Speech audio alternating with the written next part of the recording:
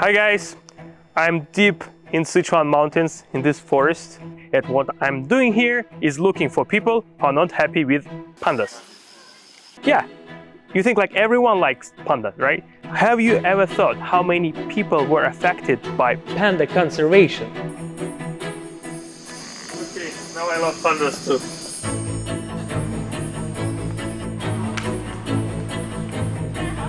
So here's the story of my journey to the remote mountains of Sichuan province. So last year we did this video about China's online charity. Since then I've been following Tencent online charity platform, which is quite convenient because it's built in WeChat, the main app in China.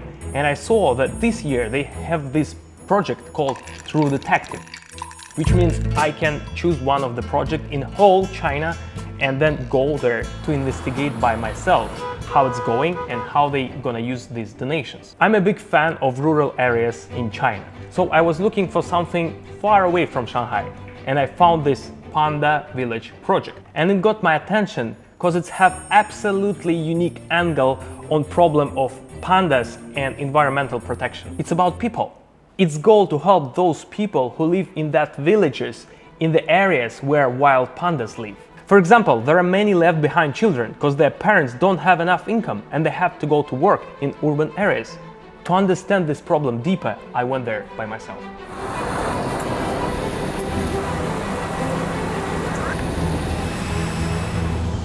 Over the last decades, China government did an amazing job to increase population of pandas. 40 years ago, in the world, there were around 1,000 pandas only. Now, there are over 2,400 pandas and over 75% of them live in the wild here in China. These wild pandas need special conditions, bamboo and everything. So, millions of hectares became protected zones, which affected thousands of people in rural areas. So, we are here to answer the question, how people and pandas can live in harmony. 有人拍摄到大熊猫正悠闲地穿过林区公路，倒立小便的高难度动作。画面中，一只野生大熊猫背对镜头，缓缓走在独木桥上，憨态可掬。你好，好，你好，听友这边，好，请。 First, we came to the city of Chengdu to meet Mr. Zhao, a founder of the Panda Village charity project. He explained to us why environmental protection and panda conservation lead to new problems. 垦荒，我去种地，我还可以去放羊放牛，我的生计的一切来源都是来源于那个山上。但是我大熊猫的保护，我退耕还林的这些保护，那么我不能做这些了以后，它的矛盾呢体现在哪儿呢？ 一代代的熊猫村的青壮年，他都会进到那个城市里边去打工，但是它背后的矛盾有哪些呢？留守儿童、留守妇女、留守老人，村庄的没落，这些都是现实的问题。你拍我，我拍你们。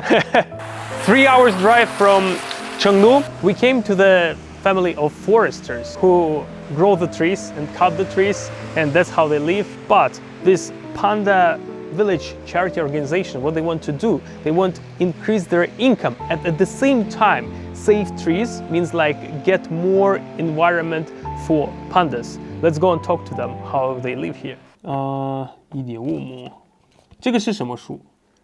柳梢。那为什么就种这个树嘛？只种这个树，因为它种得很快嘛。它就是它20年啊。20，那这个时间你做什么？找工作嘛。 找工作，就在也不在这边，不是在你的农村，不在这儿，那就孩子呢？孩子留一个人带嘛，一个人带，一个人带。教育资源的稀缺，所以说这些孩子他其实很聪明，对呀，但是他不像城市里面的孩子，他可以去报这样班那样班的补习班。我们希望能够争取到更多的教育资源到灵童的身上。是太空吗？是太空吗？ 哦，这个呢？这个是出错了，然后随便画一个。好，谢谢，拜拜。好，拿走。我们就是在看一些比较有意思的项目，然后就看到了在腾讯公益那边。熊猫村这个概念，所谓的熊猫村是指山上我们的后山上有野生的大熊猫，山下的村子。 有大熊猫的地方，山下的村子我们都叫它熊猫村。然后山下这个村子里面退耕还林以后，我们所有的村民变成了玲珑，玲珑的孩子我们就叫他灵童。我想做医生医生啊，做医生嘛，很好呀。什么医生？想做外科。外科。核桃。啊，对对对，这是你 saw it。开了。儿子去当兵。儿子，这个是小儿子了。They said like they also have forests, they also grow trees, but it's like it takes like ages to wait when that income. So one of their son went to the army, and they trying to do different like work to find any income. 你挖这个的时候就看到一个熊猫吗？ He said like when one time he was digging these bamboo shoots around here, he saw a real wild panda. And he said like he didn't know what to do. He takes some stone, throw to her side, and then this panda just like ran away. So this is bamboo shoots we just bought. It's so good. It's good. So the thing is like they said before, all these mountains was like they used to grow potatoes, corn, and other things. Super dark, raining, mountains, but we keep exploring these villages and talk to local farmers because nothing to do here. Go.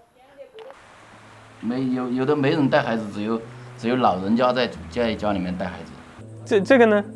成绩优异。这个要做什么？就是考试考得好。哦。I'm just thinking, really, I mean like Sichuan people, right? They're from, this is their homeland, the same as like homeland of pandas. So it means like the whole world gets some advantage that pandas population is growing. Everyone happy, everyone like to watch pandas and everything. But I mean like local people, what they get from here, right? This tree was cut, this tree was cut, you know? But part of them are not cut yet. And in that certificates of ownership, they actually mention like on this territory what they got, after what year they can cut it. So you just cannot just like remove all trees, right? Because the goal of this project is still to reduce emission of CO2. It means like trees should be everywhere. And when we fly the drone, we actually saw how pieces of territories was like without trees or very young trees, some of them like this. I hear some people are cutting trees there, and it sounds like very close. You know, there is spiders here everywhere. Oh, I found this place. 2, 3. Most people here plant a tree called cryptomeria or Japanese cedar because it grows relatively fast, maturing in just 20-30 years. However, it is still slow compared with human lifespans, in which time these trees can only be felled 2 or 3 times. So can you imagine how hard it is, and like how much is like human cost and other costs? So you need to go up in the mountains, you need to cut the tree, you need to cut it to pieces, bring these pieces here, cut it again, and then bring it out of here from the mountains to the city, to the village. And most of them do it like alone or with their family. But at the same time, you need to have another job in the city. 50块钱，就50块钱。哇，那大一点的呢？就是刚刚你拿出来这种。那个。对。60多。也是60多。If you're like, let's say, classic farmer, like breeding pigs, whatever, your family, your wife, your kids can help you. Here, oh my God, this is very tough job. Only like a grown-up man can do this. 我们山上男人做，女人一样的做，不能小看女人。我们山上。It's just like great that I thought that women don't help men because it's kind of hard job. But in the end, she said like, don't need to underestimate women here. They help a lot and do the same as men. Some of the problems caused by panda conservation appear not only in rural areas, but even in Chengdu city. 这个安置小区跟熊猫基地只有1墙之隔，熊猫基地原来只有1000多亩，然后现在这儿扩建，所以现在其实周边这村民的这个其实都已经没有了，所有的村民都集中到这儿了。So as we see, many of people who live here, they lived before in the village. They got this apartment, but how they can adopt to the life in the city? 我们这些中年人没得上班了，人家不得要了啊。现在我就带到他们啊，就整治点这些毛衣啊，这些包包啊。就整起来卖点那些钱啦，补助哈用就得。知道我是外国人，他们会觉得哦，还有一个熊猫，也不。好，谢谢，我谢谢你。那么以前我们国家保护这个大熊猫和它栖息地生物多样性，我们是注重保护生物多样性本身。没有太重视到这个村民本身的利益。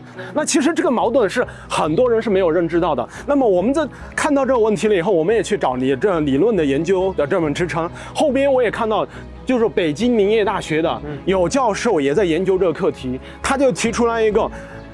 这个关于这个大熊猫的保护，我们也要去重视从人的角度。对，那么他们也是有一篇论文的。